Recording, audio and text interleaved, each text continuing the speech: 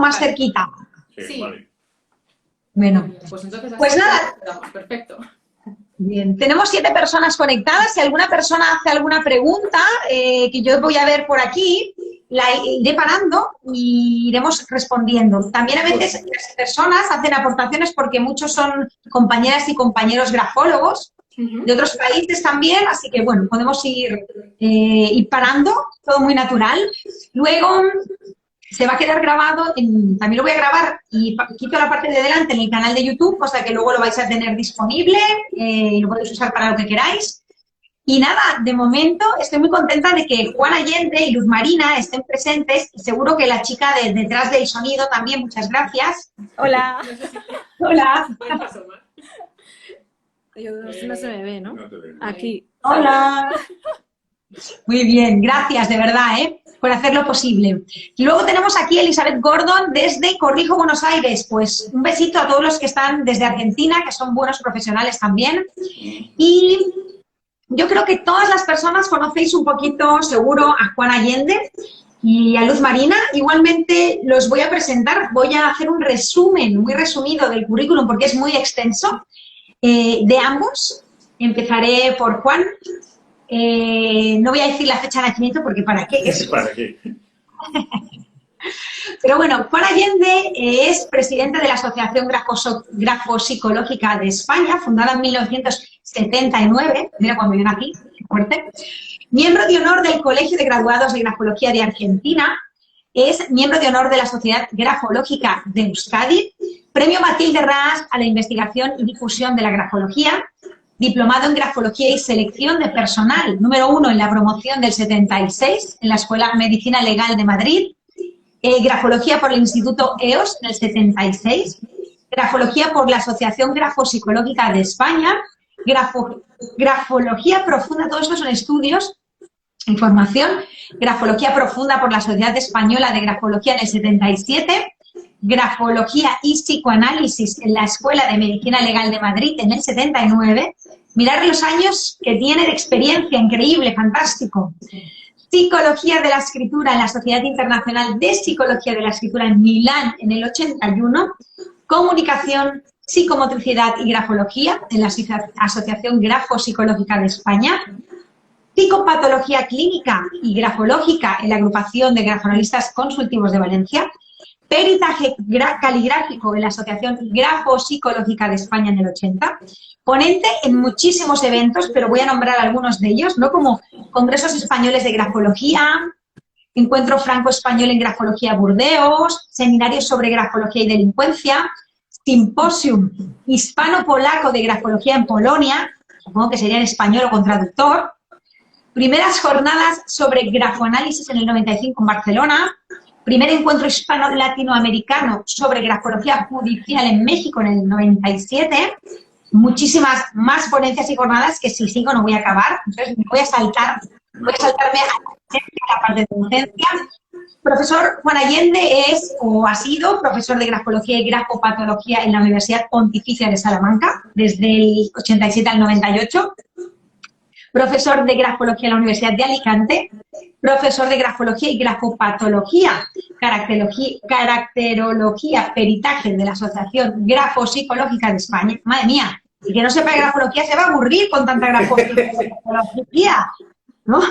Otros datos, presidente de Congresos Españoles en Grafología entre el 81 y 2002, colaborador en las monografías del Museo CSIC de Ciencias Naturales. Esto es interesante para que la grafología se vea un poquito más, se nos acerque más a la ciencia y no a la parapsicología, con todos mis respetos. Autor de Apuntes de Grafopsicología, que está agotado, Apuntes de Grafopsicología 2, Carácter, Angustia, Emotividad, Resonancia y Grafología, Grafopatologías, en la editorial Lasgla, Grafología y Agresividad y Autoestima, Grafopatología cerebral y orgánica. Madre mía, que no acabamos. Déjalo ya. Y me quedo aquí, Y ahora me gustaría presentar también a Luz Marina, que la acompaña y que entiendo yo que ha sido, igual que Juan Trenado, pues alumnas y alumnos destacados que de alguna forma están llevando ahora, son de alguna forma el testigo o nueva generación, ¿no?, de la Asociación Grafopsicológica de España. que me consta que es una revista, que por los artículos que veo, que está más bien basada en la grafología enfocada a la parte más científica, como más probada, ¿no? Esto es muy interesante también para toda la comunidad grafológica, que haya alguien, ¿no? Personas que realmente estén muy formadas y además en grafología también.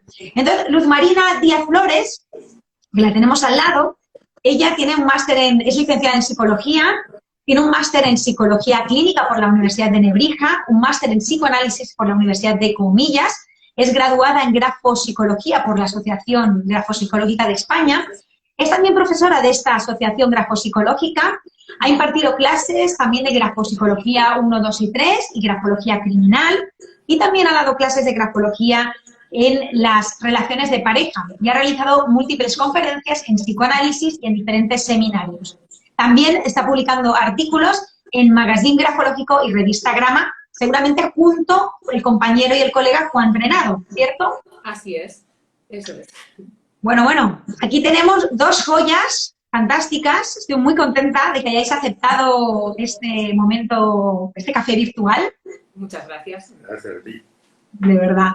Y bueno, no sé si me gustaría empezar con la pregunta. Ya he visto que estas preguntas te las han hecho en otras entrevistas, Juan, pero yo creo que la diferencia es que quizás se quedan grabadas y que las podemos usar como, bueno, en 2021. Perfecto. Bien, bueno, pues me gustaría saber, así como tengo mucha curiosidad, por saber cómo decidiste ser grafólogo, cómo te metiste allí, porque eres licenciado en Derecho, ¿no? Entonces, ¿cómo llegas aquí a grafología? ¿Qué te lleva aquí y qué te aporta, ¿no?, la grafología? Mira, prácticamente ya a los 18 años estaba estudiando Derecho, acababa de empezar, me empezó a interesar mucho comprender al ser humano. ¿Me oyes bien? ¿Me oyes bien? Sí. Me empezó a interesar mucho comprender al ser humano. De lejos, es que el problema es que soy de lejos. No hay micrófonos cerca, ¿no? Soy de lejos. Pero yo también voy a hablar muy alto. ¿Vale? Vale. Me empezó a interesar mucho comprender al ser humano. Entonces, el primer acceso que tuve fue a través de la filosofía. Al poco de encantarme la filosofía, me di cuenta que debajo de la filosofía estaba la psicología del sujeto que filosofa. Entonces, mi segundo paso fue de filosofía, 2 años prácticamente por mi cuenta, aparte de Derecho, me metí en psicología. Y fue nada más llegar a psicología y ya inmediatamente pensé en la grafología. Porque como yo no era psicólogo, entonces, ¿qué medio de acceso tenía rápido e inmediato a las personas sin necesidad, por ejemplo, de convertirme en un confesor o en un psicólogo que no lo era? No podía tener consulta con nadie. Entonces pensé que el sistema más rápido y directo podía ser la grafología. Empecé por ahí y realmente, ya te digo, los pasos fueron primero filosofía, que no la he abandonado, todavía sigo con ella. Filosofía, pasé a psicología y ya con psicología inmediatamente empecé con grafología. Te estoy hablando de mis años 21. De los años, disculpa, yo lo apunto todo, ¿eh? Mío es 21. A mis 21 años. Entonces, ya estoy en la siguiente reencarnación, ¿vale? O sea, ¿qué quieres decir, Juan? Que tú estudiaste lo que es filosofía y derecho, perdón, y te metiste a hacer 2 años de filosofía por tu cuenta, de alguna forma autodidacta. 2 años me dediqué yo, no en la universidad. Yo por mi cuenta, todo lo demás lo he hecho por mi cuenta hasta que fui a mis primeros profesores de grafología. O sea, todo lo hacía por mi cuenta, salvo obviamente la carrera de Derecho. Pero fue al mismo tiempo que hacía carrera de Derecho, por mi cuenta empecé a profundizar en estos temas. Vale. A ver, que me están comentando que no se escucha. Vamos a intentar acercarlo un poco más. Es que a lo mejor quitándonos de la mesa y poniéndonos en otro sitio. Es que no sé. Vamos a intentarlo, Araceli. Gracias desde Las Vegas por comentarlo. A ver, así. Si lo sujetas así. Sí, Bueno, así. A ver, así. pero no se Yo puede creo que así sujetar, sí se va. sí, pero no se puede sujetar de otra manera. Lo sujeto yo y... Sí, pero no puedes estar así 3 horas. No, Lu. Un ratín. Ponle un vaso o algo, apóyalo en un plumero, en un bote de lápices. Esto tiene esto, Espera. Vamos tiene que a estar intentarlo. horizontal, se puede, pero vertical no. Claro. O sea, horizontal podríamos dejarlo, pero es que es un ¿Lo iPad. ponemos horizontal? A ver, Pregúntale. si lo ponemos horizontal y damos a... Mira, a ver. ¿Podemos mover esto así? No. No, es que Vale. va a ser así mejor y ponemos libros detrás. Sí, ya está. A ver, va a ser así mejor y ponemos libros detrás. Sí, ya está. A ver, se sujeta. No se sujeta. Con libros. Perdone las cosas del directo, pero queremos que se oiga súper bien, no nos queremos olvidar ni No podéis dejar poner mesa, ninguna eso es palabra de Juan, así que estas cositas pasan, tengan un poco de paciencia. Que sí, paciencia tengo un montón. Como docente, paciencia tengo un montón y Luz Marín también. Sí, sí. No pasa nada. Ya mejor. Bueno, no se te ve, Juan, se te ve un cacho. Ahí, ponte ahí. Júntate Ya, más. Ahí. ya mejor. Yo me echo para atrás. Ahora se oye mejor, claro. Ese es el problema de los iPads, que hay que acercárselo todo. Cuéntame. Vale, recogemos. Estudiaste económica, hiciste 2 años de filosofía de forma... Olvídate, no fueron 2 años. Estuve 2 años solo con filosofía. Vale. La filosofía no la he abandonado. O sea, son 1000 años de filosofía. Pero que no la he abandonado. Pero entonces era solo filosofía hasta que me di cuenta que lo importante era psicología. Vale. Pero lo estudiaste por tu cuenta, la psicología, me comentas. Con libros. Todo por mi cuenta. Pero tú trabajabas, por ejemplo, tú ya estabas trabajando como del mundo del derecho y por otro lado te fuiste a la rama como de psicología, de la filosofía. Efectivamente, y mi vida ha derivado ahí. O sea, el derecho realmente pues no me llenaba ya, porque lo que me llenaba era otra cosa, me llenaba el ser humano, no la parte jurídica, que si quieres es una cosa un poco lateral con respecto a la comprensión psicológica de la humanidad. ¿Y con quién empezaste a estudiar grafología? Mis primeros profesores, cuando yo fui a ellos, yo ya sabía grafología por mi cuenta. Pero había parámetros, la velocidad en concreto y la presión, que por mi cuenta no podía comprenderlos del todo. Entonces tuve 3 primeros profesores. El primero fue Sandro, la segunda fue Silvia Ras. Los 2 me introdujeron un poco en grafología francesa, o si quieres, franco-española. Y el tercero, con que realmente aprendí muchísimo, fue con Joaquín Alegret, que me introdujo en la grafología italiana. Esto de las escuelas de grafología es necesario que se comprenda bien. Todos los caminos conducen a Roma, pero cuantos más caminos conozcas, con más certeza vas a enfocar cualquier problema. Entonces, el hecho de que conozcas una escuela u otra, cuantas más conozcas, mejor. Porque vas a acertar mucho mejor con el diagnóstico, si quieres llamarle así, de lo que estás estudiando. Vale, y el primer libro que tú te lees de grafología cuando empiezas a estudiar solo, tengo curiosidad, ¿eh? ¿Cuál es? Eran dos de Muñoz Espinal, son grafólogos catalanes. 2 de Muñoz Espinal, se llamaba Grafología Firma, y el otro no me acuerdo, eran muy sencillitos, y uno de La Cueva, de Francisco La Cueva, que fue el que me abrió un poco los ojos, porque ese te explicaba los porqués. Y en grafología lo importante no es saber la receta cocina, es saber por qué funciona. Y La Cueva era la clave de la grafología. Son los 3 con los que empecé. Eran muy sencillitos, te los podías aprender muy fácil, y empecé con ellos. Uy, pues en La Cueva no lo había escuchado nunca. ¿Este de dónde es? La Cueva falleció ya hace tiempo, era de una escuela catalana que ya no existe, que la fundó Muñoz Espinal. Muñoz Espinal tenía 2 libros, que son los que yo adquirí, uno sobre firmas y otro sobre letras individuales. Y La Cueva era la clave de la grafología. El de Muñoz Espinal, ya me acuerdo, era grafología aplicada. Y la clave de la grafología era La Cueva. Y La Cueva te explicaba un poco el porqué de cada fenómeno que estabas estudiando. Con lo cual te abría un poco una visión más global o más profunda de lo que estabas estudiando. No simplemente decirte A más B es igual a C, sino A más B es igual a C por esto, por esto, por esto.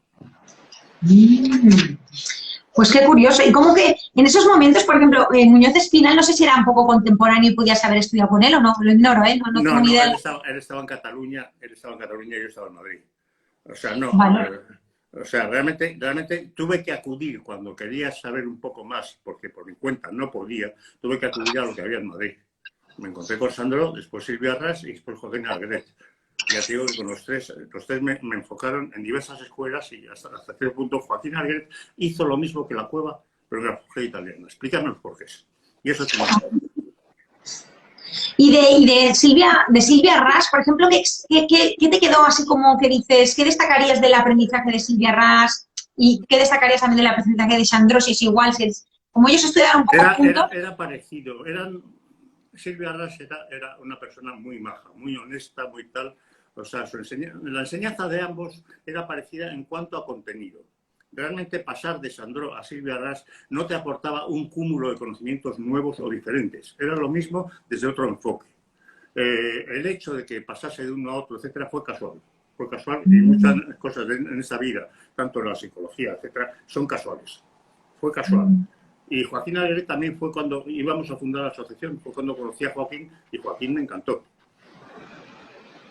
¿Qué te aportó Joaquín Alegret? Saber los porqués.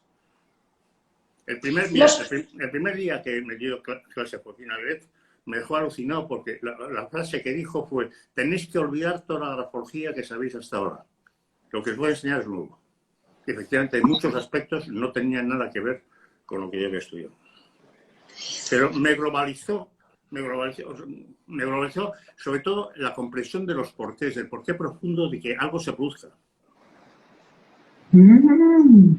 Esto me llama la atención de que olvides todo lo que has aprendido, que en el fondo, si viene todo de la grafología francesa, no entiendo por qué olvidar lo que se supone que viene todo del mismo lado. No lo he olvidado. No, utilizo todo. O sea, vamos a ver. Lo que te he dicho antes, he estudiado todas las escuelas y todos los métodos a los que he tenido acceso. Lo que pasa es, no he dejado ninguno a un lado. Lo que pasa es que, por ejemplo, yo soy bastante asistemático. Es decir, cuando cojo una letra, no digo, lo voy a seguir a la grafología francesa o a la grafología italiana, o que sea. Veo lo que la letra me dice que debo hacer. Y entonces, igual que soy asistemático en ese aspecto, pero lo enfoco como globalidad, con todos los conocimientos que tengo, hago lo mismo con la grafología francesa, la italiana, la alemana. O sea, utilizo todas aquellas que me resultan útiles, no he dejado ninguna a un lado.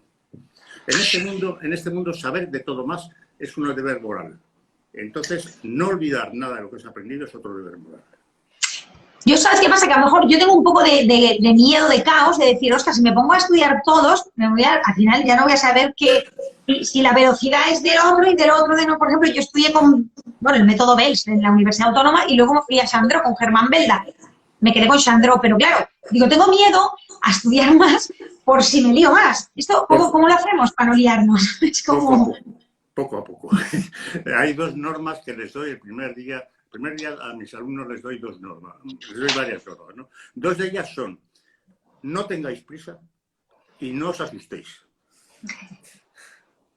Entonces aquí te digo, no tengas prisa y no te asustes. Les doy otra. Y les doy otra. Que no se crean nada de lo que les enseño. Que lo comprueben. ¿No se crean nada de...? De lo que les enseño. Que lo comprueben. Ostras, esto ya me deja un poquito todavía más confundida. No, verás, hay veces que lo que te estés enseñando de buena fe está equivocado. Entonces, si no lo compruebas tú por ti mismo, estás enseñando cosas que no son. Desde ese punto de vista es el que les advierto comprobad lo que os enseño. No os lo creáis, no seáis papagayos, no os lo creáis por sí, comprobadlo, si podéis comprobarlo. Son tres claro. que les doy el primer día. Y son cosas que las repito constantemente. O sea, en las clases muchas veces aparece una cosa y le dije, ya te dije que lo comprobases. Que no te fíes de lo que yo te digo, yo te puedo guiar, pero te he comprobado. Y ¿no crees que, por ejemplo, no sé, tú coges un texto, una hoja escrita, ¿no?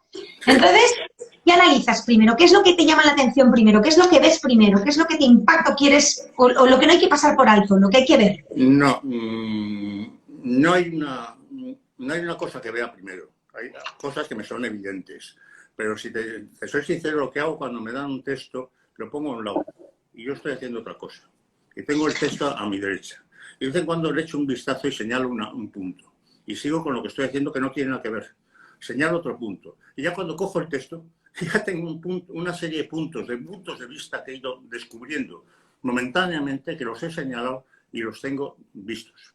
No hay una preferencia identificativa de decir esto es lo primero que veo o esto es lo segundo.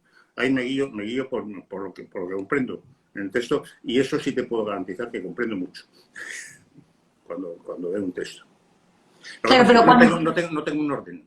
No tengo un sistema. Soy asistemático. Hombre, pero claro, ¿cómo le explicas tú a tus alumnos? Tendrás que explicarles un sistema, porque a lo mejor tú tienes intuición, Sí, pero yo no, por ejemplo. te digo, por ejemplo, lo que hago con las medidas. La grafología italiana te enseña a medir todo lo medible. Yo les enseño en primero las medidas y luego os digo, ahora ya sabéis medir, ahora olvidaros de esto. Lo tenéis ahí, olvidaros. Se intenta que comprendáis un texto sin necesidad de medirlo. Pero si sabéis medirlo, tenéis el arma.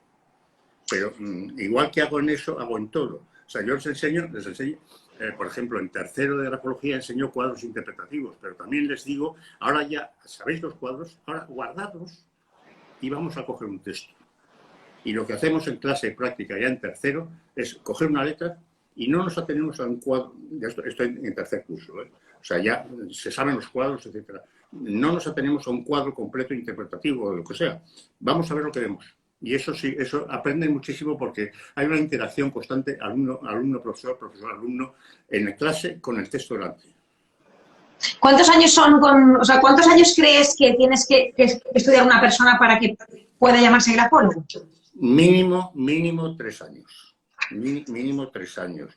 Pero, por ejemplo, también te digo, hay gente que viene con unas miras muy concretas a clase. Y ya con lo que sé, yo doy un montón de información ya desde el primer año. O sea, desde el primer año les abrumo un poco de información, ¿no? Entonces hay gente que ya después de primero me dice, mira, ya no quiero saber más. Lo que yo venía a saber, ya lo sé. Pero hay gente pues, que sigue conmigo año tras año tras año, porque es que yo sigo aprendiendo. Entonces cada año les aporto todo lo nuevo que hay. Tengo personas que me está viniendo desde fuera de Madrid, ahora ha dejado de venir por otros motivos, desde hace 9 años. Y me dice, es que cada año me enseñas la misma cosa, más en profundidad o con más datos. Esto, yo cuando empecé con grafología y tengo la misma sensación, no sé si os pasa o os ha pasado, ¿no? Pero cada vez que leo más de algunas cosas y libros, o sea, me doy cuenta que sé menos. Que yo digo, Dios, esto es como que nunca puedo acabar, ¿no? Es como que algo como que no termina, ¿no? Es esa sensación a veces a mí me da impotencia, ¿eh? Porque digo... Es la norma que les doy, no os asustéis. No os asustéis, esto está bien. Yo es que sí, es que yo me asusto. Cada vez que leo algo digo, madre mía, ¿esto existe? Venga, más. Mira, eso nos ha ocurrido a todos. Cuanto más sabes, más piensas que ignoras. Nos ha ocurrido a todos, no es una cosa tuya. Nos ha ocurrido a todos. Cuanto más sabes, más piensas que ignoras. Entonces, lo que hay que tomarte es la tranquilidad. Decir, voy a hacer lo que pueda y lo que pueda está bien hecho. Además, muchas veces lo mejor es el enemigo de lo bueno. Entonces, cuando ya has determinado una cosa, no sigas tampoco dándole vueltas a la rueda. Esto me ha gustado, Juan. Voy a hacer, lo estoy apuntando textualmente, para que luego lo escriba. Sí.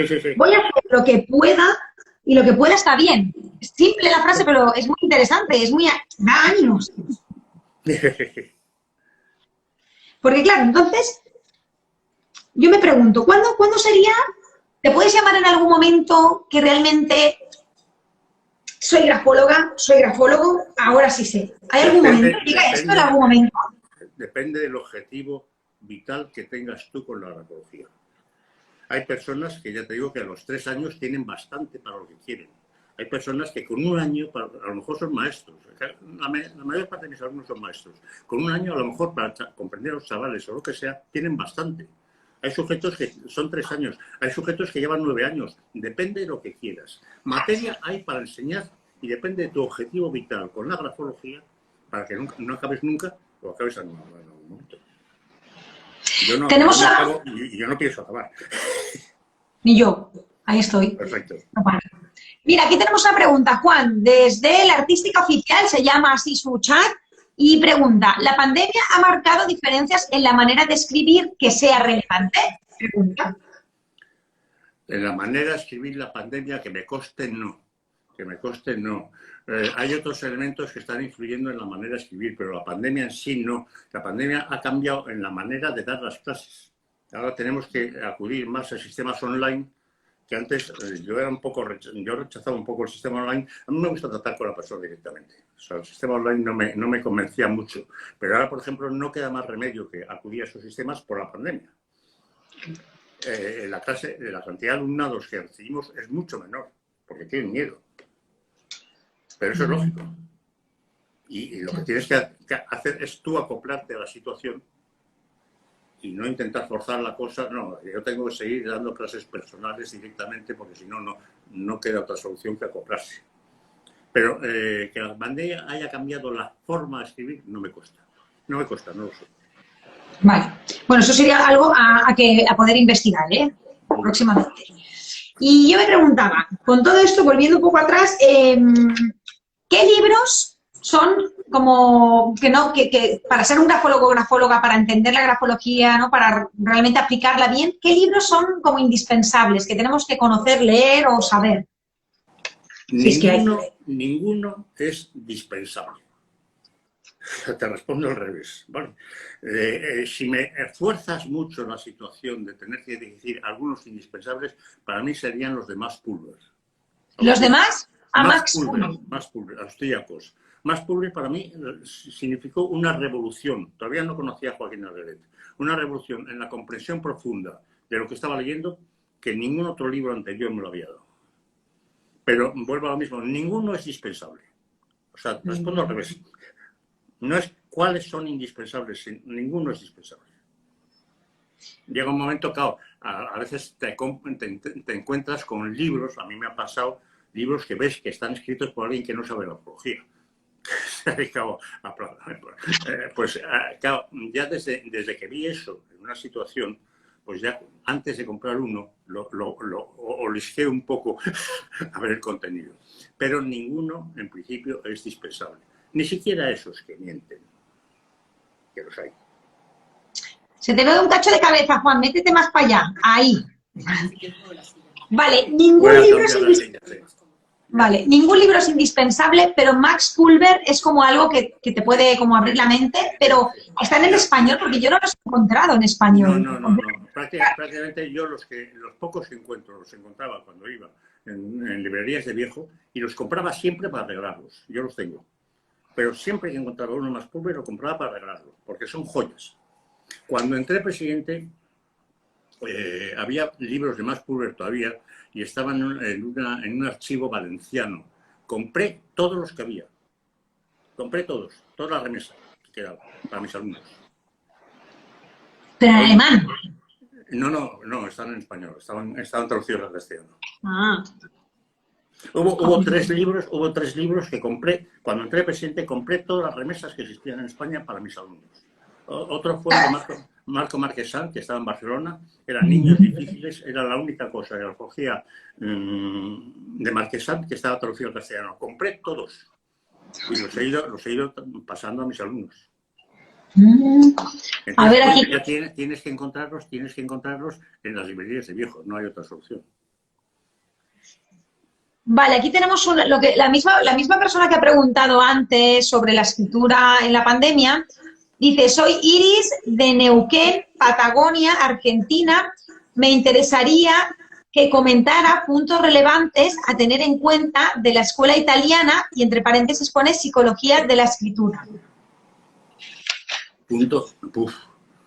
La pregunta es inmensa, o sea, es que no hay puntos relevantes, ¿no? Me pone un conflicto porque es que como selecciono puntos relevantes para es que todo, volvemos a lo mismo, estamos en lo mismo, es que no puedes prescindir de nada. Mira, hay enseñanzas, hay escuelas que se limitan a los conocimientos de su escuela. Obviamente quedan muy limitados porque hay conceptos enteros que esa escuela no los manejan otras escuelas. Entonces, igual que te digo que no puedo decirte lo que es prescindible, no puedo decirte cuáles son los puntos relevantes, porque eso es todo. Cuanto más sepas, mejor. Por ejemplo, en una entrevista, el Pizzi, que es de Psicología de la Escritura, hablaba de los óvalos, por ejemplo, le daba mucha importancia a los óvalos y había hecho como una investigación así última de los óvalos. Entonces, quizá la pregunta va un poco por ahí, como a lo mejor qué destacar o qué aporta a lo mejor la escuela italiana, ¿no? Que a lo mejor no aporte otra y que es muy interesante, ¿no? Puede que sea por aquí un poco... No sé por dónde puede ir la pregunta. Obviamente la parte del óvalo es la más fundamental dentro de la apología. O sea, ya con lo que la escuela italiana, y ahí sí te aporta mucho, en el óvalo, en el interóvalo. O sea, es decir, el espacio entre óvalos es todavía mucho más importante que el óvalo en sí. El óvalo, el espacio entre óvalos y el espacio entre palabras es tan fundamental que yo muchas veces les digo a mis alumnos, es que yo me comprometo que en tercero podéis hacer un análisis completo de la persona simplemente estudiando el renglón. O sea, estudiando simplemente el óvalo, el interóvalo y el interpalabra. La alfabeto italiana te ha aportado tal cantidad de datos ahí que sabes quién es a la persona. No te hace falta mucha si hace falta. Volvemos al mismo. Juan, cuando hablamos del óvalo, del interóvalo, ¿no te refieres al óvalo que está pinchado? No, me refiero al espacio de un óvalo al otro. El espacio de un óvalo al otro, eso se mide. Y eso, tanto lo que tú haces en el óvalo viene derivado de la vida que has tenido los 3 primeros años de vida. Esto es un hallazgo mío. Lo que haces en el interóvalo viene derivado de la vida que has tenido a partir del 3er año. Eso es otro hallazgo mío. Pero las consecuencias de todo eso son tan fundamentales que muchas veces puedes casi averiguar qué está pasando en esa persona simplemente con estudiar óvalo, interóvalo, interpalabra. Inclusive podría prescindir, si quieres, en caso de que se pueda prescindir de algo, podría prescindir de interpalabra. Con óvalo, interóvalo, sabes un montón de cosas. Sabes cómo ha vivido su madre, cómo ha vivido su padre, en tanto que eso influya todavía en el momento actual. No podemos saber algo que ha influido y ya no está, pero aquello que sigue estando es que sigue funcionando. Cuando hablamos de nuestro pasado sigue funcionando hoy, en tanto que aparezca hoy en la escritura. Una cosa, el óvalo, por ejemplo, ¿sí? Claro, si hablamos de que el análisis de la escritura es para ver el estado actual anímico de cómo te encuentras, el óvalo puede que no dé puede dar información del pasado en este momento actual, ¿no? Pero puede ir variando, ¿o no?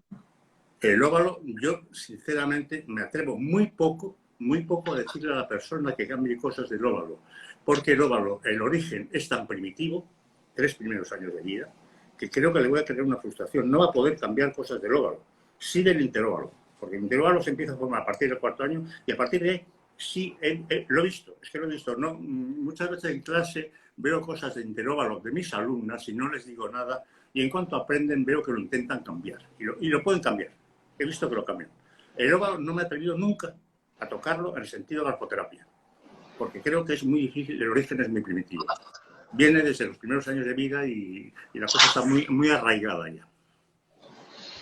Cuando hablamos del óvalo estamos hablando siempre de la O, de la A, de la bolita de la G, o sea, todo lo que sea óvalo, no solo AO. Sí.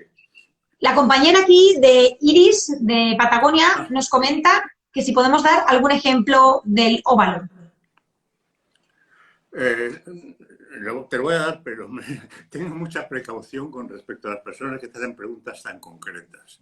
Por ejemplo, el óvalo que sea estrecho e inclinado a la derecha y estrecho, ha vivido a su madre como una figura hostil.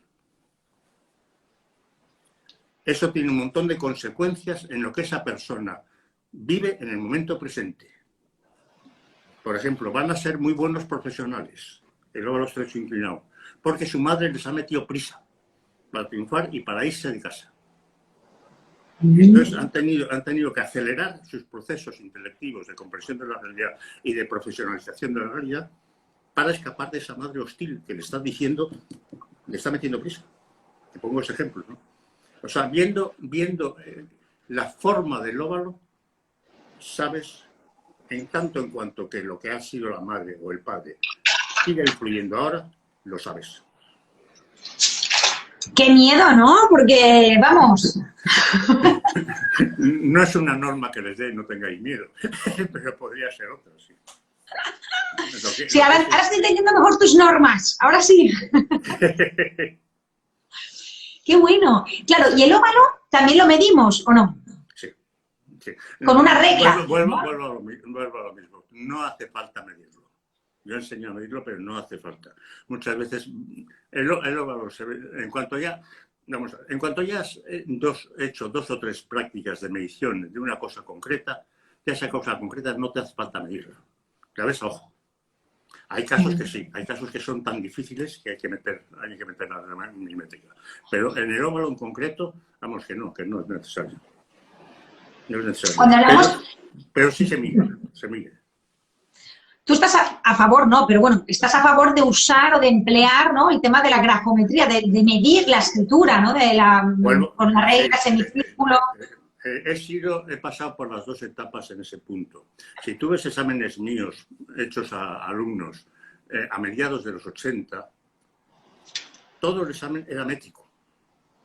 Eso lo he superado. O sea, realmente vas pasando etapas y según vas comprendiendo más cosas, vas eliminando otras que son innecesarias. Yo ahora les enseño a medir, pero no les exijo que midan. O sea, les doy el arma y digo, lo tenéis ahí, podéis utilizarla, pero no es necesario, tenéis que comprender al sujeto, no dedicaros a medir. Además, pasa otra cosa. En la formación hay parámetros que se pueden medir y parámetros que no. ¿Cuáles no? ¿Cuáles no? Por ejemplo, la escritura fusiforme. ¿Cómo mides cuánto de fusiforme? Fusiforme es un trazo que tiene un engrosamiento concreto. ¿Cómo mides cuánto de fusiforme? Es que no se puede. Entonces, ¿qué haces? Hay cosas que las mides al 100% que me parece muy bien, porque no hay otra solución. No cabría otra solución. Pero es que hay otros parámetros que no se pueden medir. Entonces, por ejemplo, ocurre también con las máquinas, esos sistemas informáticos de hacer grafología. Le estás dando a la máquina unas medidas exactas de algunas cosas y otras al albur, a lo que a ti te parece. Entonces, claro, es un sistema medio científico, si quieres, o medio mecánico. Porque claro, yo a mí me preocupa algo, ¿no? Pienso, claro, para cuando uno empieza a estudiar grafología, creo, como no todos tenemos la misma intuición, creo, ¿no? Desde mi ignorancia, creo que es importante que aprendamos a medir súper bien para que todos, de alguna forma, tengamos más o menos el mismo resultado, ¿no? Sí, y superar eso. Superar eso. Esto me da miedo, ¿veis? Esta parte me da miedo. Yo me vamos, si tuvieses acceso a ellas, me comprometería a que ninguna de mis alumnos de tercero, por los que están estudiando conmigo ahora, por ejemplo, estamos dando un curso de caracterología, ninguna de ellas te va a medir una letra para decirte cómo es la persona. Vamos, me comprometía. Luego, con absoluta certeza, llevan conmigo tiempo. No es de un año, y llevan conmigo tiempo con un montón de escuelas que hemos tratado. Porque vuelvo a lo mismo, yo les enseño todas las escuelas que puedo. Entonces, claro, mejor es primero aprender a medir para luego no medir. Esa es la idea, ¿no? Sí, exacto. Claro, primero saber medir. Yo no te he dicho que soy asistemático, no sigo ninguna escuela concreta. Mi escuela es cuanto más cúmulo de conocimientos tengas de todo, mejor. Inclusive desde bioquímica, o sea, otra cosa que desde el segundo día de clase, y el segundo día de clase primero, empiezan a aprender el cerebro. Empiezan a aprender qué zonas del cerebro funcionan en el blanco, en el negro, en tal. Eso lo aprenden, empieza desde el segundo día. Y además les digo, no os preocupéis por esto, lo vais a acabar sabiendo sin estudiarlo. Y como en cada clase, cuando toco un tema, toco la parte cerebral, se acaba sabiendo. Muchas veces me ha ocurrido alguna vez, no es una cosa muy frecuente, ¿no? O sea, algún médico, por ejemplo, los médicos tienen acceso a toda posibilidad de información respecto al ser humano que tienen delante, pero es que a veces no le tienen delante. Y ocurre que un médico se encuentra un documento de una persona que falleció hace mucho tiempo, que no le ha conocido, y le interesa saber si en el momento de hacer ese testamento o lo que sea, ese sujeto se había drogado. Entonces te llama a ti porque confía en ti y te dice, oye, quiero que me digas, y sabiendo, si no sabes bioquímica, a lo mejor puedes decirle, pues mira, las alteraciones, sí, se ve que hay alguna alteración, pero puede ser por la edad. Si sabes bioquímica, le puedes concretar bastante bien qué es lo que ha pasado en ese cerebro. Que no siempre, vuelvo a lo mismo, no siempre. O sea, te estoy hablando en términos genéricos. Que hay veces que no, hay veces que es que tienes que decirle, mira, no lo sé. Tampoco te digo a mis alumnos, no os preocupéis de no saber algo, decidlo. Muy bien. Bueno, la misma compañera Iris de la Patagonia insiste en... No te vamos a dejar, Juan, ¿eh? Insiste en que, por favor, nos des un ejemplo de interóvalos y cómo sería su análisis. Interóvalo, por ejemplo, una escritura que se ve mucho hoy día. Letras adosadas. Letras pegadas en que el interóvalo es igual a 0. Letras, vale, pegada, una letra pegada a la otra. Óvalo con óvalo en que no hay interóvalo. Pero un momento, el óvalo con óvalo, o sea, yo estoy pensando en una palabra que está conformada por vocales y consonantes. Entonces, el óvalo con óvalo estoy como a ver, ¿cómo será? Lo has visto muchas veces, lo que pasa es que no te has fijado. Sí, la pared de un óvalo queda pegada a la pared siguiente, pegada a la pared siguiente, pegada a la pared siguiente. Esto se está viendo cada vez más. Hoy día se llaman letras adosadas. Bueno, mis alumnas, no te lo voy a decir ahora porque Iris puede tomar nota y no está, a lo mejor no está preparada. Mis alumnas saben hasta cómo respira esa persona. Y sabemos que esas personas, por ejemplo, el interóvalo pegado, óvalo con óvalo, es una persona que respira mal y es una persona que ha tenido una madre que le ha querido controlar desde los 3 primeros años de vida, a partir del 3.er año. Óvalo con óvalo, y mira que le estoy dando vueltas, yo estoy pensándome una G con una A juntica. Sí, juntitas. Ah, vale. Lo has visto muchas veces, quizás no te has fijado, pero lo has visto muchas veces, porque hoy cada día se ven más. Hoy cada día las madres que han querido a lo mejor a sus hijos, y eso se ve en el óvalo, las madres que han querido a sus hijos, a partir del 3.er año empiezan a estar preocupadas por él. Empiezan a tosigarle con medidas de control. Y el hijo cierra los óvalos porque se está sintiendo controlado en exceso. Eso se refiere en el momento que empieza la individuación, cuando el niño empieza a separarse de mamá, y es a lo que se refiere Juan. Ahí es cuando el niño percibe la madre que atosiga o que quiere controlar porque no soporta la separación, el dejar de depender de mamá. Entonces es cuando la madre empieza a generar esas conductas de acaparación, de control, y ahí es cuando se genera ese adosamiento. El niño se cierra para que nadie le entre en el espacio en que tendría que estar abierto a los demás. El espacio entre óvalo es un espacio en que tú estás abierto a los demás. Si ese espacio desde... ¿Qué pasa? ¿Tienes problema para escuchar? No, sí. Si ese espacio cuando empieza a abrirse o a cerrarse. Hola, ¿me escucháis? Sí. Sí. Ah, vale. No, perdón, es que tenía que cambiar. Tranquila. Vale, ya entendí. Espera, que estoy aquí con el tema del directo ahí. La compañera aquí nos comenta o nos pregunta, a ver si veo aquí el cacharrito. La artística oficial. Que pone ahí. Sí, Iris es la de Patagonia. Dice, actualmente la forma de escribir, los modelos caligráficos están cambiando. ¿Esto afecta a las leyes grafológicas? ¿Cuál es su opinión al respecto? Saludos desde Barcelona. No, es Esther Mellado, perdón, Esther. Que me he confundido. Sí, vale. Esther Mellado, que es del Instituto Mellado, que también es grafóloga. Sí. O sea, si afecta a las leyes, no lo sé. Realmente las leyes yo creo que son las mismas. Otra cosa es la forma de aplicación de esas leyes. Pero indudablemente si afecta a las leyes habría que cambiar las leyes, no hay ningún problema. No, en principio no afecta a las leyes. O sea, el óvalo siempre va a ser la zona central, va a ser...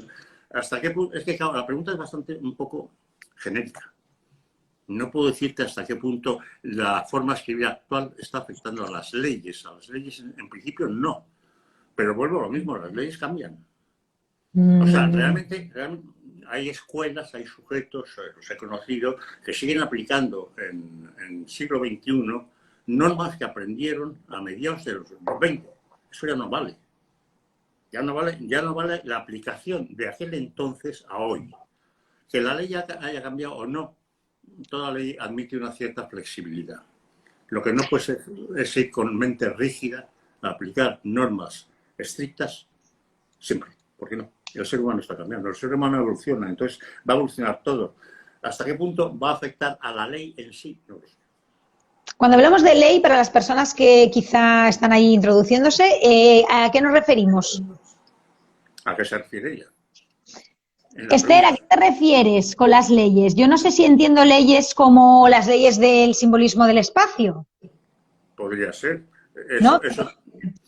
Eso lo ha cambiado yo mismo. Eso no ha cambiado. Sí, la cruz de Pulver hoy ya no nos vale. Y lo tengo publicado en el espacio. No nos vale. Lo tengo publicado en Espacio Movimiento Energía. Vamos a ver. Vale relativamente, pero no es... La cruz de Pulver, todas estas leyes son una especie de taca-taca. Te ayudan a empezar a funcionar. Pero los tacatacas tienes que desprenderte. En una conferencia que di hace tiempo en la Universidad Europea de Madrid, había gente entre el público que sabían grafología. Entonces, cuando empecé a hablar de esto, me dice, les estuve hablando precisamente de la cruz de Pulver, que me la acabo de cargar en muchos aspectos, ¿no? Y les estuve diciendo cómo hasta cierto punto todas estas leyes, la cruz de Pulver, etcétera, etcétera, son tacatacas que necesitamos, pero que lo ideal, volvemos a lo mismo que las medidas, lo ideal es desprenderse del tacataca. Y hubo un momento que me dijeron, bueno, entonces, si la cruz de Pulver ya no vale, ¿qué la sustituye? Estuve por decirle, ¿qué quieres? ¿Otro tacataca? Pero un momento, a ver, que ahora sí que ya me he quedado yo, voy a tener que empezar de cero. Te pongo un ejemplo que lo va a entender perfectamente y es esto. Se habla, por ejemplo, de que en el AMPA está la parte espiritual. Pues no, en el AMPA están también las emociones. AMPA sería la parte arriba. La parte arriba. Están hablando que no, ahí están las emociones también, porque en cuanto el AMPA se altera un poco el tamaño, es la emoción lo que lo está cambiando. Se habla que la jamba es la parte del sexual, si quieres, la parte práctica. Ahí están también las emociones, porque en el sexo hay emoción. En la parte práctica hay emoción. Ahí están las piernas también, por ejemplo. Todo eso son cosas que a medida que vas aprendiendo más, vas acumulando conocimientos en torno a una cosa que ya se sabía y que no abandonas esa cosa que se sabía, no abandonas la cruz de Pulver, pero pegas tales modificaciones que ya no es lo que se sabía, no es aquel tacataca, si quieres es otro. Vale, pero ¿qué otro? Porque si aprendes el arriba, abajo, a la izquierda, a la derecha y que todo tiene un simbolismo de espacio, olvídate de eso. ¿Y en qué lo convierto? ¿Qué me invento? En nada. Tienes que coger la letra y decir esto es lo que pasa. Y eso, cuantos más cúmulo de conocimientos tengas, más puedes hacerlo. Sí. Juan, esto no puede ser, ¿eh? Voy a tener que empezar de cero. Es como, todo lo que sabía se me ha caído. Quizá. Que está bien, ¿eh? Es como construir para deconstruir, ¿no? Y viceversa. Entiendo la evolución del ser humano es eso, y la evolución de una ciencia aplicada al ser humano es eso. Es evolucionar con el ser humano que cambia. El ser humano cambia. Y la ciencia que le apliques, la que sea, psicología, no estoy hablando de ciencias físicas, etcétera, psicología, tiene que cambiar porque el ser humano está cambiando. Entonces las normas o principios, o cualquiera llamarle, o leyes, tienen que ir modificándose conforme el ser humano que estudias se modifica. Eso es algo que tengo clarísimo desde hace muchísimo. Y es algo que mis alumnos, les imbuyo desde el primer momento a mis alumnos. Claro, el tema es, tú conoces algo, ¿no? Siempre tendríamos que estar con profesores también y formándonos y con alguien también que esté averiguando todo esto, porque venga que aunque uno estudie en un momento determinado con un profesor, luego continúa con libros, ¿no? Entonces claro, es como, ¿en qué momento cambia todo? Yo tengo que cambiar también. ¿Cómo se sabe eso? ¿Cuál es el momento, no? Bueno, es lo mismo, me estás pidiendo normas. Ya. Normas de cambio. Sí, más fácil. Sí. Sí, pero no es el correcto. Wow.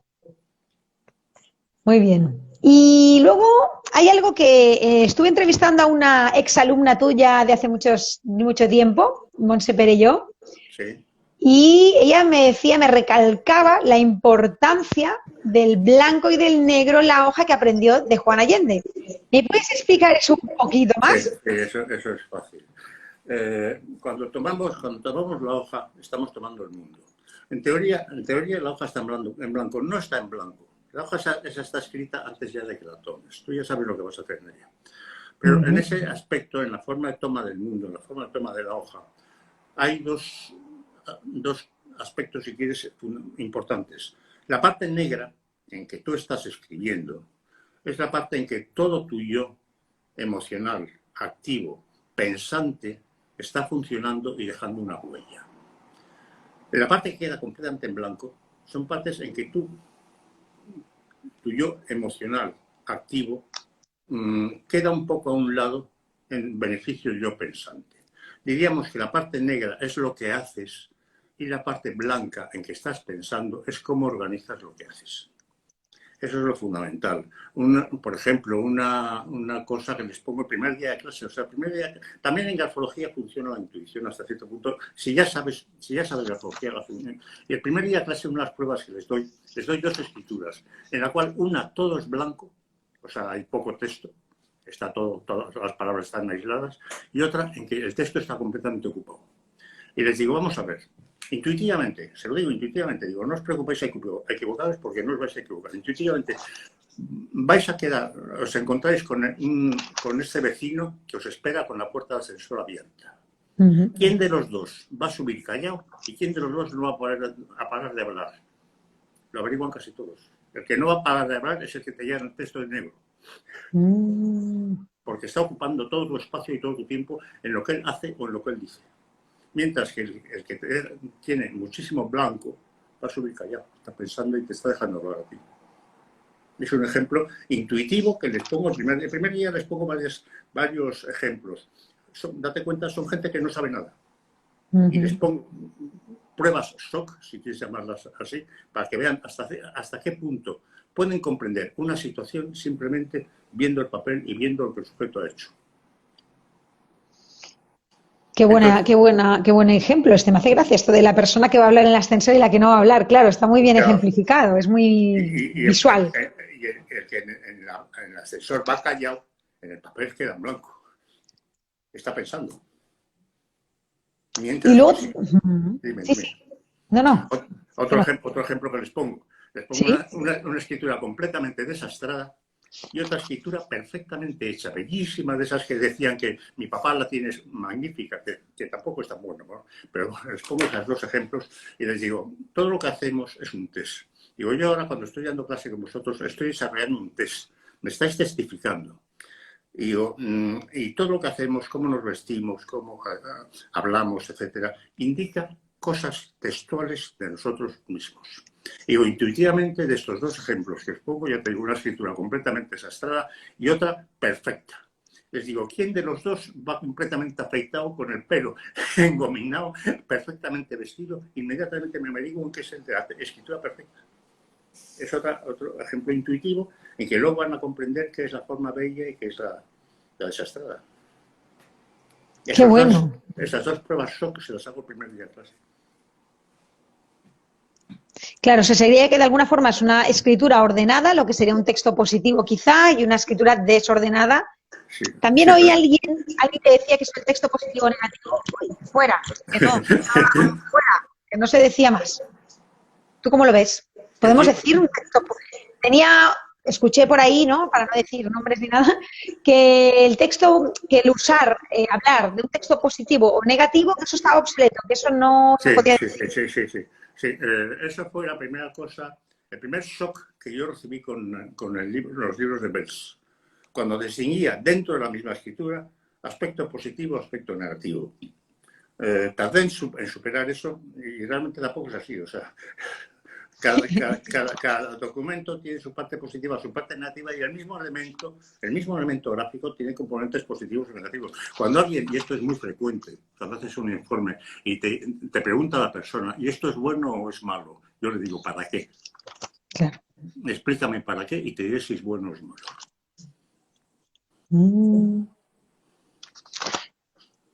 Y ahora una pregunta que no... Cuando tú vas seguro que te ha pasado, como a todas, yo creo y a todos, cuando dices en una fiesta, en un cumpleaños, en un restaurante o lo que sea, que eres grafólogo o grafóloga, no todo el mundo te saca una servilleta y te hace escribir una firma para que se lo analices. ¿Ahí qué haces? ¿Qué les dices?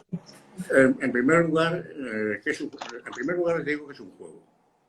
Que eso es un juego, que con la firma no se puede decir tanto. Cuando en la prensa lees, por sus firmas les conoceréis, te sacan la firma de un sujeto y 3 páginas hablando de sujetos de mentira. Pero empezamos por ahí, ¿no? Pero lo que sí hago, sí, hay veces, sí, efectivamente, cuando ocurre eso, al final acabas comiendo sopa de letras con la gente, ¿no? Pero lo que sí hago es separarles. Es decir, no se lo digo a uno y a otro y a otros seguidos, sino que me los cojo aparte y les empiezo a hablar de su persona. Eso lo he hecho. Lo cojo aparte porque es que, por mucho que tú quieras ser bueno en la interpretación de una persona, si hay varios a la vez y después va a venir otro y otro, se nota la diferencia. No puedes decir a un tío, coges una letra, por ejemplo, imagínate, están juntos, ¿no? Coges una letra y dices, se ve que tienes una inteligencia excepcional, tal, no sé qué. Y el siguiente le dices, bueno, tú eres muy buena persona. Se nota. Claro, eso es bueno también. Eso es verdad. Yo lo hago siempre. O sea, cuando realmente me lo piden en serio, los separo siempre. Cojo a uno, a otro, a otro. Pero prefiero evitar eso. Prefiero no tener que hacerlo. Uy, aquí tengo varias cosas que se me han pasado por alto. A ver, dice, bueno, preguntas mezcladas con propuestas y con de todo, ¿vale? Lo voy a largar todo. A ver, Vale. tenemos, vale, una compañera, María Jesús Villanón, dice el simbolismo ya es pasado. Ángeles desde Argentina dice el simbolismo espacial es algo inherente e inevitable en el sujeto. Si no aplica la explicación de Pulver, ¿qué norma de cambio aplicar? Norma. Otra vez estamos con la norma. Que aprenda mucho sobre el significado del espacio. No hay ninguna norma. Esto es muy difícil, Juan. Ya Esto lo sé. Ya lo sé. todo el mundo lo va a poder Vamos hacer. a ver, sí. El ser humano son arenas bastante movedizas. Inclusive me han hecho preguntas, me habéis hecho hoy mismo, de hasta qué punto está cambiando cosas según está cambiando el ser humano. Habéis preguntado pues obviamente el ser humano cambia, entonces las normas cambian. Entonces, ¿qué quieres? ¿Otra norma actual que dentro de 10 años va a cambiar? Vuelvo a lo mismo. Cuanto más sepas del simbolismo del espacio, cuanto más sepas de todo, mejor. Más vas a adecuar tu respuesta al caso concreto. Pero no puedes, yo no querría, es que no lo voy a hacer. Unas leyes de la interpretación de la escritura actual, es que no lo voy a hacer. Lo considero una pérdida de tiempo. A ver, vamos a seguir. La siguiente compañera, María Jesús Villanón, el simbolismo de Pulver ha sido explicado por la ciencia, no hay tal simbolismo. Luego, por aquí, correcto, la compañera... Está ¿Sí? conmigo. Vale. Otra, Iris de Patagonia. Entonces estaría obsoleto también que el texto es cómo me muestro, y la firma como realmente soy. Totalmente falso. Totalmente falso porque, ¿cómo realmente es? Vamos a ver. Se decía, eso es algo completamente falso hasta cierto punto. Se decía que la firma es tu yo íntimo y el texto es tu yo con sociedad. No, sí. Tú en casa estás en sociedad. Tú en tu casa estás con tu familia. Y lo que pase con tu familia va a aparecer en el texto, no en la firma. En la firma ocurre lo que tú serías si no estuvieses rodeado de gente. Y rodeado de gente estás en casa también. Es decir, el yo íntimo que se piensa es el yo de casa, de la firma, no es el yo de casa. Es el yo íntimo, es ella, la persona. El yo de casa está en el texto, porque en el texto estás con gente. Y en casa estás con gente. No tengo posibilidad de acceder a gente que viva sola, en el campo, sin contacto con nadie. No tengo posibilidad. Pero sí te digo que las alteraciones que he visto en el texto, en personas, son alteraciones derivadas de su trato familiar en casa. Entonces, cuando vemos una firma diferente al texto, no quiere decir que, pues, como es tan diferente, si la firma es muy grande y el texto es muy chiquito, se supone, ¿no?, que es como que esa vamos a ver otra vez. Es que no es exactamente eso. La firma muy grande, sí, vamos a ver. Es que la firma también es no solamente lo que tú serías si no estuvieses con esa gente en casa, que es el texto, sino también lo que tú quieres representar ante los demás, porque tú sabes que se te va a identificar por la firma, aunque no seas grafólogo. Aunque no sepas grafología, sabes que mucha gente te va a identificar por la firma. Entonces puedes hacer una firma bellísima y el texto es un desastre. Puedes hacer una firma enorme y el texto es pequeñísimo. Cuando una persona me viene con esas tesituras de un texto muy pequeño y una firma muy grande, le digo, reduce la firma porque te estás causando un problema a ti mismo de tener que aparentar algo que no eres. O sea,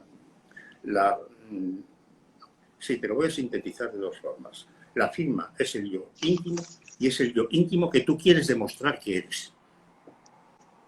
Pero el yo íntimo con los demás con la familia, y yo, que se podría considerar yo en casa, está en texto, no está en la Biblia. ¿Y el texto es el yo íntimo? No, olvídate las normas, no repito. el texto es el yo con los demás. Y esos demás pueden ser los de tu casa, puede ser tu familia íntima. Madre mía, Es algo que he comprobado. Voy a empezar de aquí, parvulitos de grafología. ¿Sí? Que de aquí, con lo que te acabo de escuchar, voy a empezar con parvulitos de grafología. Voy a empezar de nuevo. Y aquí tenemos otra, la compañera Ángeles comenta: no hay parámetros para el simbolismo espacial, me atengo al contexto histórico, geográfico del sujeto escribiente. Es una pregunta, aunque no la he hecho como pregunta, pero es una pregunta. Es que no he entendido la pregunta. Vale, a ver si la... ¿No hay parámetros para el simbolismo del espacio? Pregunta. ¿Me atengo al contexto histórico o geográfico del sujeto escribiente? Pregunta esto. Por supuesto. El contexto histórico geográfico es fundamental, inclusive para el simbolismo. No puedes prescindir de la historia del sujeto, ni puedes prescindir de la sociedad en que ese sujeto vive. A ver, ¿quieres decir que lo que tengo que saber es dónde vive, su cultura, la edad, si es mujer u hombre, si vive en Argentina o en China? Y también la historia relacional. Y la historia relacional de esa persona. Pero es que eso yo enseño a verlo en la escritura. Eso no hace falta. He conocido personas que antes de hacerte un informe te preguntan todo, hasta el número de zapatos que utilizas. Eso es completamente prescindible. Es decir, yo enseño, viendo la escritura, enseño un montón de elementos que los puedes derivar de ese mismo escrito. Pero efectivamente, hay tres cosas que también les digo el primer día, tres cosas que yo pregunto siempre. Uno, la edad física, porque me puedo encontrar con un sujeto de 80 años con edad física de 25 y un sujeto de 25 que se droga.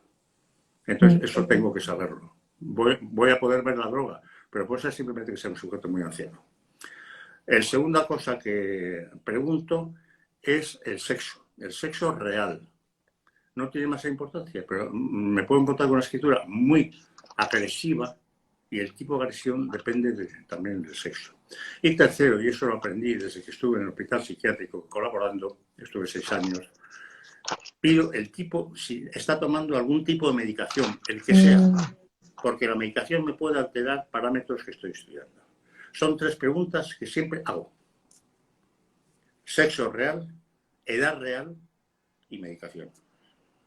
Claro, el sexo nosotros lo podemos entender como masculino o femenino, pero como ahora está también transexual, transgénero, ¿no? Allí esto es más complicado quizá de ver en la escritura. No, de ver no. Es complicado de saber cuál es el real de la persona. Claro. De ver cuál es el real, no. El funcional lo estás viendo. El real es el que no ves. Es el que necesitas saber. Este sujeto funcionalmente es así, pero le habría correspondido otro. Claro, pues ahí tiene que ser, bueno, no me lo he encontrado, todavía una escritura así, pero me podría, tengo amigos, ¿no? Y digo, uy, si me toca algún día no sé por dónde empezar. Como... Bien, aquí tenemos otra compañera, a ver, que es que me he dejado alguna pregunta, entonces estoy yendo un poquito atrás, sí. Vale. No hay parámetros para el simbolismo, ya le hemos contestado a Ángeles. Uy, ahora siga con... Por los negros y los blancos. Por los negros en la hoja, digo, esto hemos perdido el hilo del negro y el blanco. Gracias, tal cual. Yo creo que no tenemos ninguna más por aquí que me haya saltado. A ver. Ah, bueno, aquí teníamos, pero eso ya lo hemos dicho. Es obsoleto también, que el texto es como muy muestro, esto ya lo hemos comentado. Aquí que dice, última cosa aquí, mi aprecio al profesor Allende, afecto y admiración muy grande, recuerdo excelente del congreso en el que participó en 2017 y luego el paseo por Buenos Aires, perdón, 2007, y luego el paseo por Buenos Aires, Argentina, y es Amelia, así que todo el mundo la conoce, fantástica Amelia. Qué bien. Bueno, pues tenemos el negro y el blanco, la importancia. 3 cosas que son interesantes para preguntar. ¿Qué nos falta en la grafología? ¿Qué nos sobra? Si es que nos sobra algo, no nos falta. Pues déjame que lo piense un poco.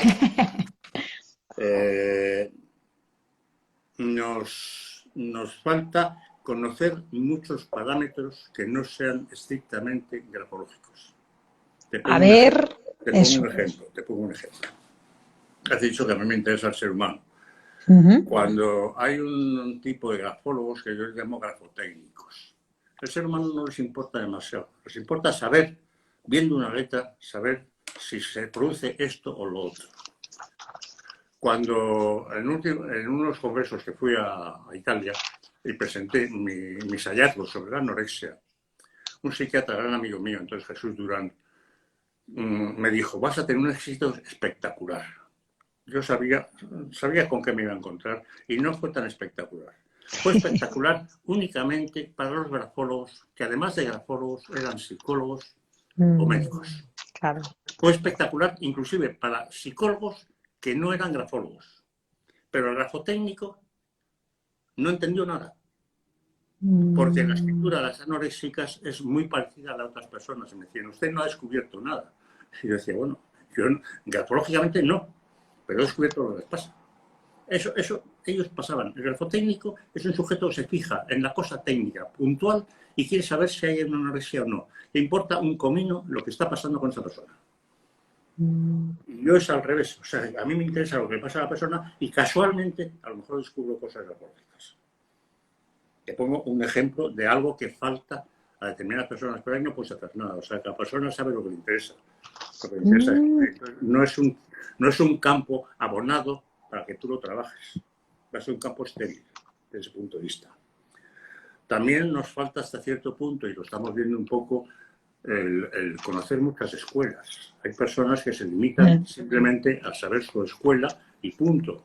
Y hay conceptos que son de otras escuelas y desaparecen por completo si te limitas a una sola. Eso en cuanto a cosas que faltan. Las limitaciones de la grafología no son de la grafología, son del grafólogo. Entonces depende del grafólogo para que tú puedas decir sí o no, o hasta cierto punto existe esta limitación o no existe. ¿Y qué necesitas para ser un bueno o buena grafóloga? Estamos con lo mismo. Depende de tu objetivo. No lo sé. Mínimo 100 análisis hechos, por ejemplo. ¿Cuánto? ¿Haber hecho 100 análisis de escritura o no? No hay norma. Es igual que las estadísticas. Hay veces, muchas veces me preguntan, bueno, ¿y cuándo una estadística es suficiente?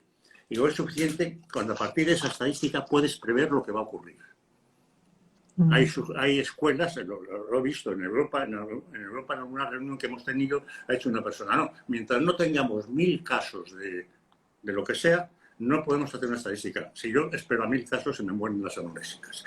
Claro. Por ponerte un ejemplo, ¿no? Claro. Entonces, que una estadística, y te digo lo mismo para todo lo demás, que una cosa sea válida o no, depende a partir de qué momento puedes decir, va a ocurrir esto y ocurre.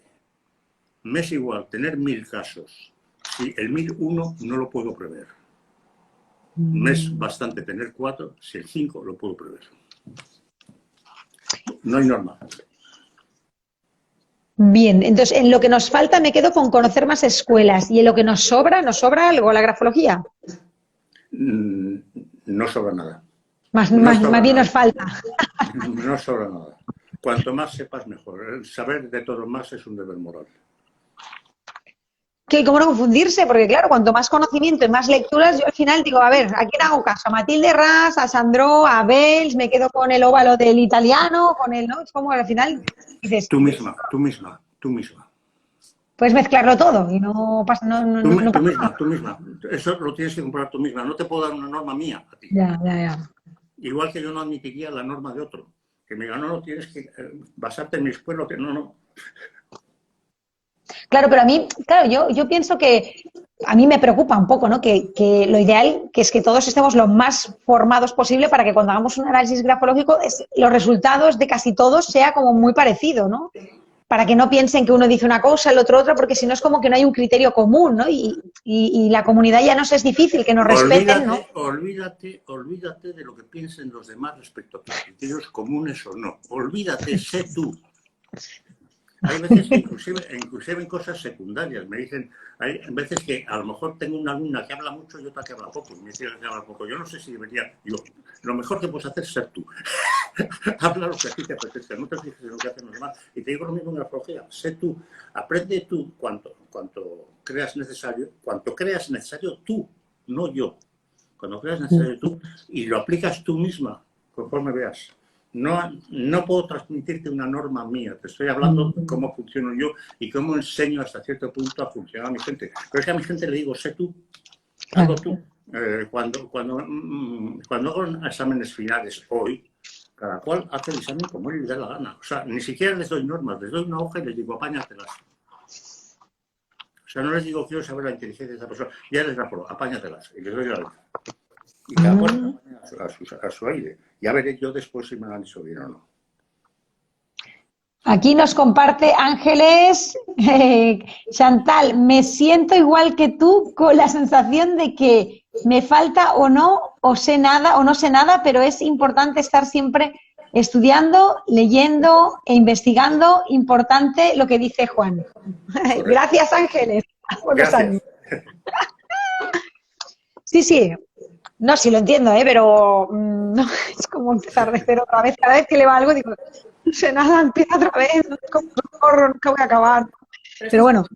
Esto es como en todo. O sea, al final, cuanto más sepas, mejor, ¿no? Es como empiezas con un paquete de información y si tú lo vas ampliando, va aumentando tu visión y cada vez vas integrando nuevas herramientas y nuevas formas de entender y de comprender en profundidad lo que estás viendo. O sea, que es así, como sí.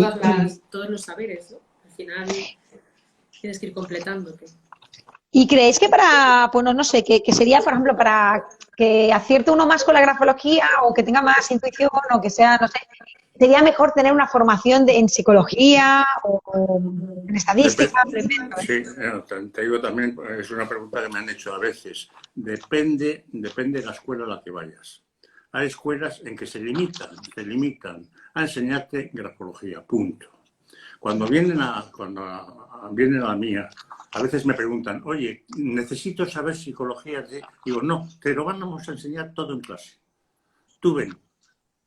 Pero es que aquí damos, ya te digo, desde el segundo día estoy dando bioquímica, estoy dando organización cerebral. Les enseño paleografía, les enseño teoría médica. Hay un montón de elementos fundamentales que aquí se enseñan. Una persona que me venga de fuera no necesita venir con conocimientos de psicología. Pero hay otras escuelas que sí es posible que necesite eso, porque no se lo van a enseñar allí. Eso ya volvemos a lo mismo. Depende no solamente de aquel objetivo que tú tengas, sino de a dónde vayas. Pero claro, ¿dónde puedes ir con la grafología? En el fondo yo creo que solo hay un camino para mí, ¿no? Que es el objetivo es analizar una escritura para conocer al ser humano lo más profundamente posible, ¿no? Por supuesto. No, para mí ese es el único objetivo, ¿no? Lo demás por no. Supuesto. Bueno, si ganas dinero de paso, mejor, ¿no? Con eso. Cuanto más profundamente, pero cuanto más puedas rodear lo que ocurre alrededor de ese ser humano, inclusive la cultura y la civilización en la que vive, mucho mejor. Le vas a comprender más a fondo. Hay veces, por ejemplo, hay neurosis que se producen en determinadas sociedades y no en otras. ¿Ah, sí? Sí. O sea, es algo que se sabe ya desde hace mucho tiempo. Un neurótico, hay civilizaciones que te educan para ser casi un paranoide. En esta civilización, ser un paranoide es normal. En nuestra civilización, la cosa se saldría a madre. Hay civilizaciones, existen actualmente, que tú no puedes ir a ayudarle a uno a labrar su tierra, porque piensa que vas a echarle un hechizo en la tierra y le vas a perjudicar. Aquí Ángeles comenta una cosa, dice, el grafólogo es un poco antropólogo, también ya es través de un documento histórico puede sacar mucha información. Por supuesto. Eso es verdad. Por supuesto. ¿Y analizaríamos una escritura inglesa, alemana, de la misma forma? catalana, no sé, portuguesa. Vamos a ver, vamos a ver. Sí, ocurre una cosa con la educación. A ti te han enseñado a escribir de determinada forma. Imagínate, escritura germánica, lo que sea, ¿no? Tú estás escribiendo eso. Tú eres lo que tú haces. Si te han enseñado a arar un surco, escritura muy angulosa, te la han enseñado, mientras tú estés arando ese surco, tú eres eso. No es igual que te lo han enseñado o no. No es igual que en determinadas civilizaciones, te pongo el ejemplo, todas las escrituras pueden ser muy angulosas. La persona es eso que está haciendo. Obviamente tengo que saber que en esa civilización era así, pero eso no me cambia la persona que estoy estudiando. Pero lo podríamos hacer con escrituras de alguna forma, pues que tienen la A, la B y la C, digamos, un alfabeto, no sé cómo llamarlo, occidental tampoco, pero... Sí, te pongo ejemplo. Mira, antes de entrar el presidente, hubo una investigación que tuve que dejar. Me propuse averiguar si el alfabeto cirílico y el griego se podían interpretar conforme a nuestras normas. Se pueden interpretar perfectamente. Fue una cosa que tuve que dejarla. Tuve que dejarla porque no tenía tiempo. Igual que tuve que dejarlo en el hospital psiquiátrico cuando entré presidente. No tenía tiempo. Pero, por ejemplo, el cirílico, el griego, se interpreta exactamente igual que el nuestro. También te pongo otro ejemplo, una escritura ya bastante distinta, la escritura israelí. Durante 2 años tuve acceso a escrituras en hebreo. Cuando la persona, una amiga mía, me preguntaba, me decía, oye, esta escritura, obviamente yo sabía más, apología en general, no es de parte. Y me decía, oye, esta escritura no me coincide mucho con otros test que aplico. Yo le decía, vamos a ver, esa escritura, estoy hablando en escritura en hebreo, que yo no tenía ni idea. Esa escritura, este elemento, ¿son frecuentes o no? Y me decía, pues sí o no y tal. Entonces ya le enfocaba a lo que voy. Después de esos 2 años, yo tenía el chip mental de cómo es la escritura hebrea. No podría haber hecho un informe, como puedo con una escritura actual, con ese chip mental, pero ya entendía. Mientras que, por ejemplo, la escritura árabe, que es bastante parecida, tiene alguna alteración, yo no habría podido entenderlo porque no tenía el chip mental. Tienes que tener el chip de eso que se está haciendo para saber más o menos poder interpretar. Pero en cuanto tengas el chip, tú estás viendo. No te digo que puedes hacer un examen, un informe en profundidad, pero sí informar a la persona que te pregunta. Hoy, ya 20 años después, ese chip lo he olvidado. O sea, ya con la escritura hebrea no podría hacer nada porque he olvidado el chip. He dejado de practicar con ella. Y entonces estamos en lo mismo. O sea, el saber hasta qué punto se está escribiendo de una forma determinada en determinado sitio te ayuda. Pero la persona es eso que está haciendo. Curioso esto, ¿eh? Y complicado. Uy, ¿pasa una ambulancia por ahí? Sí. Sois vosotros, vale. Digo, uy. Qué bien. A ver si hay alguna más. Aquí. Saber de la historia, de la escritura, es entender cómo era esa civilización y cómo era ese paradigma del momento. Comenta Ángeles desde Argentina. Sí, correcto. Correcto, vale. Es así. En Gramma, en nuestra revista, prácticamente lo he terminado ya. Me dedico a hacer un estudio comparativo de cada letra en cada civilización. Entonces, hay un Gramma, por ejemplo, que hay un artículo entero sobre la letra B desde el Antiguo Egipto hasta hoy. Y las interpretaciones de hoy para la letra B. Hay otro artículo sobre la letra C. Otro artículo, o sea, eso se puede hacer, yo lo he hecho.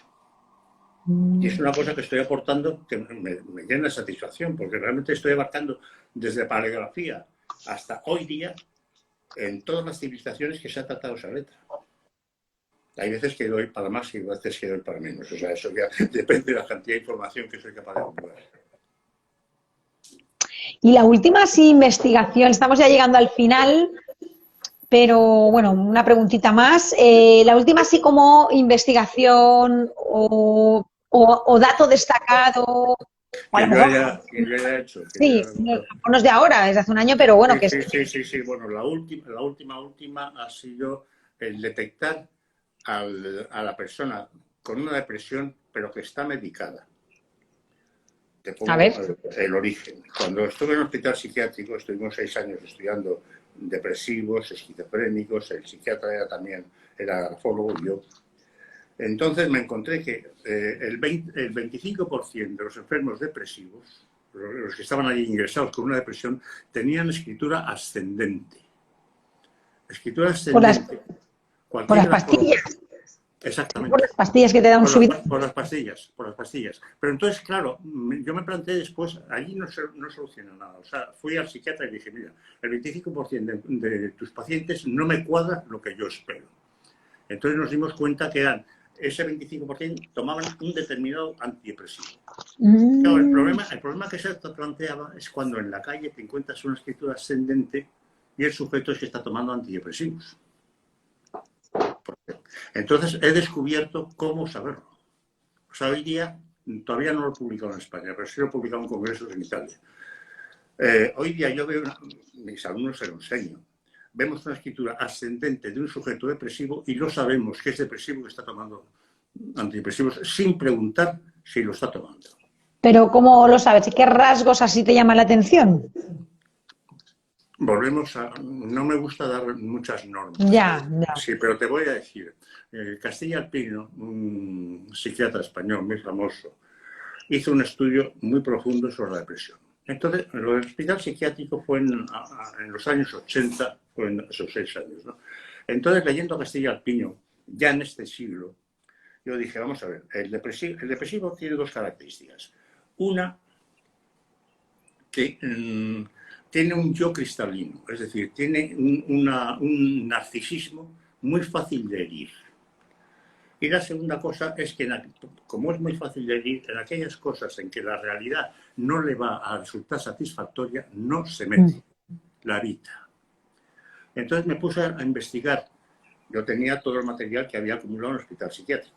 Me puse a investigar sobre mismos casos qué elementos gráficos me indicaban narcisismo y no colaboración con la realidad. Los encontré. No te voy a decir cuáles son porque no quiero dar normas por aquí. Los encontré. Ya. Entonces, en cuanto mis alumnos encuentran determinados rasgos de narcisismo, unidos a no quiero colaborar con la realidad, unidos a estoy contento, ya sabemos que es un depresivo está medido. Qué curioso. Lo he presentado en Italia, me dijeron, cuando iba a mandar la ponencia, me dijeron, no me digas que sabes esto. Digo, sí. Qué bueno. Porque ahora que estás diciendo esto, Juan, voy a decir algo, porque tampoco voy a dar muchos datos, pero bueno, como yo trabajo con un colectivo de discapacidad para el trabajo, nada, solo como voy recogiendo documentación, voy mirando, ¿no? Entonces voy mirando DNIs, firmas, les voy haciendo rellenar documentos. Y hay algo que me llamó la atención, que no es una investigación, pero bueno, lo he visto en más de 30 casos, que era las personas que tenían, además yo tengo los certificados de discapacidad, por lo tanto sé que discapacidad, y los que tenían trastorno mental, sobre todo bipolar y esquizofrenia, tenían las firmas en el DNI, como la descarga de tinta estaba como muy cargada en el centro de la firma, como desequilibrada, pero en el centro, como si tuvieras un rotulador con mucha tinta en el... No me fijo en eso y realmente las investigaciones que hicimos en el psiquiátrico fue precisamente sobre esquizofrenia y sobre depresiones. Y ese parámetro que me dices, esa característica no lo sé. No la vistes. Ay, pues yo no me he fijado en ella. ¿No? Ya me fijaré cuando tenga tiempo. Me fijaré en lo Qué bien. Ay, pues sí, porque esto es algo que quiero contrastar con alguien que lo haya visto de verdad, porque me llamó y las tengo recogidas, ¿eh? Entonces es muy interesante. Tengo algo. Tú ya tienes mi email y cualquier consulta. Perfecto. Quedamos por ahí. Qué bien. Pues yo creo que estamos llegando ya al final, chicas y chicos, compis y compras. Perfecto. No sé si queréis, bueno, aquí tenemos a Ángeles que dice, ¿cómo puedo acceder a este material? Soy de Argentina. Bueno, seguro que si buscáis Asociación Grafopsicológica de España o Juan Allende o Luz Marina, encontráis, y en Instagram tenéis Magazine Grafológico, que son el Instagram de Juan Allende, de Luz Marina y de Juan Trenado. Ahí lo podéis encontrar y contactar con ella. Bueno, comenta tú. En la página de Facebook, de vez en cuando vamos subiendo contenido sobre letras, interpretación de escrituras y también material sobre letras específicas, su interpretación. Entonces, bueno, para quien le interese, en nuestra página de Facebook, Asociación Grafopsicológica de España, podéis acceder a material. Y luego una cosa que hemos hecho recientemente es hemos subido una clase gratuita que dio Juan. Por si estáis interesados, podéis acceder, vamos, a la clase que es una clase en directo que se dio y se grabó y podéis acceder al enlace. Está en la biografía. ¿Vale? Que lo tenéis en la biografía de Magazine. Y súper importante, o sea, no aprovechar porque yo sé que me consta que son muy accesibles tanto Luz como Juan Trenado como Juan Allende. Así que no tengáis vergüenza por conectar, whatsappear, enviar un Instagram, lo que sea. O sea, como de verdad, aprovechar toda esta fuente de conocimiento porque son muy. Pues no sé si queréis cerrar con alguna cosita más, Luz y Juan y Luz.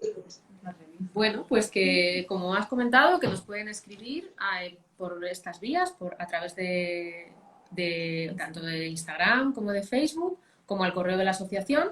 Y bueno, comentaros que tenemos las dos revistas, que no sé si lo habías comentado antes, tanto Magazine Grafológico, que es una revista cuatrimestral que por tan solo 15 euros y podéis apuntaros en cualquier momento del año. Y es completamente digital, o sea que es muy accesible y tenemos artículos tanto de grafología como de psicología, ¿vale? Y bueno, y además es muy dinámica, podéis hacer preguntas, respondemos, podéis enviar letras y las interpretamos. Y bueno, y luego tenemos la revista Gramma, que es cuatrimestral y bueno, pues estamos... la revista Gramma... no se te lee, Juan. Sí, perdona. Es que le estaba dejando el sitio a Luz. La revista Gramma te tiene al día de todo lo último que hay en grafología mundial. Es otra cosa en que intentamos que todos, el máximo representante de la grafología alemana, hubo un día que en una editorial de su revista alabó a Gramma porque dijo: Gramma es la única revista de Europa, junto con las inglesas, que utiliza todas las escuelas, mientras que las demás de los restantes países, y está hablando de toda Europa, es decir, las demás de los restantes países se limitan a las escuelas de ese país. Y decía: Gramma y las inglesas son las únicas que abordan todo. No me cabe duda, vamos, que tiene calidad, estoy segura. ¿Y la de revista Gramma también es cuatrimestral y cuesta 15 euros como la revista No, 55 euros. Anual. Anual. 55 anual Gramma y, ¿cuánto has dicho? 15 euros asociación. La digital. La digital, Magazine. Son 15 euros y 55 Gramma, pero en Gramma realmente es para socios. O sea, tienes que hacerte socio y entonces recibes Gramma. Ah, pero vale, el hacerse socio a la Asociación Grafopsicológica de España. Exacto. Que son 55 anuales. Anuales, correcto. Vale, ¿y te llega la revista en digital, la revista Gramma o en papel? No, Gramma en papel. Gramma en papel. Gramma en papel. La recibes en tu domicilio. Me interesa esto, ¿eh? Bueno, luego ya hablamos. De acuerdo. Qué bien, pues yo creo que ya está. De momento no tenemos ninguna pregunta ni respuesta más. De verdad, o sea, gracias por vuestra generosidad, vuestro tiempo, los dos aquí, el equipo, ¿no? Veros. Muchas gracias. Y a ti, Sandra. Gracias por todo. Estoy muy contenta. Quedamos para cuando quieras. Por supuesto, espérate tú, que esto no va a acabar así, ¿eh? Aquí. Y además os invito a otro día, de verdad, o sea, cuando tengamos, esto para mí es un altavoz, este espacio para todos los compañeros y compañeras, entonces, por favor, de verdad, cuando tengáis algo que queráis comentar, compartir, no sé, alguna investigación, hacemos otro Grafofusión Café, pero esta vez os preparéis la tacita de café y os ponéis cómodas y cómodos. Bueno, guapos y guapas, besos, quiero mucho. ¡Mua! Gracias. Hasta luego. Hasta luego. Chao.